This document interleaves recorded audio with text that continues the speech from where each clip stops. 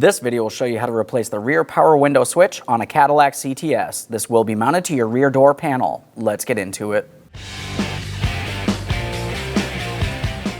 Okay friend, let's get started on our job. To remove the window switch, we're going to have to remove this entire panel and disconnect the electrical connector along the inboard side. To remove this plastic panel, we're going to be using a small pocket screwdriver. You can also use a small pick. You're going to find that there's a locking tab in the center here, and there's a second locking tab in this area here, right in the center. Now to dislodge these locking tabs, you don't want to come from the center, you actually want to come from the side. So I'm taking this screwdriver, I'm coming in at an angle just like this.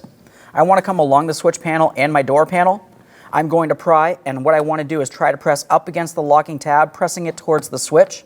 I should be able to start lifting this up. Now sometimes you can lift and pull it, other times you have to make your way to the other side. Now that I have this up, I just want to show you my locking tab. As I mentioned, I come in from the side, I press it in, and it lifts up and away from the door panel. We'll continue on to the electrical connector next. As far as this electrical connector, on the opposite side than the red tag, that's where your locking tab is. Just go ahead and pull that right off of there. Of course, a quick inspection of both ends for corrosion. If you see any, it needs to be taken care of, especially the wiring harness side. Now we can remove the switch from the switch panel. Now to remove the switch from the switch panel, looking along either side, you're going to find that there's two rectangular notches, and those are actually locking tabs. See them on each side. So with that said, I'm holding onto the panel. I'm also putting light pressure on my switch. Now I'm going to continue using my pocket screwdriver. I'll make my way in between the panel and the switch, and I'm gently trying to separate this. I'm pulling it out and away.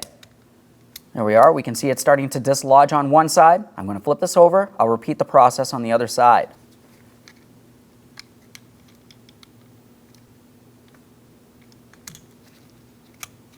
There we are.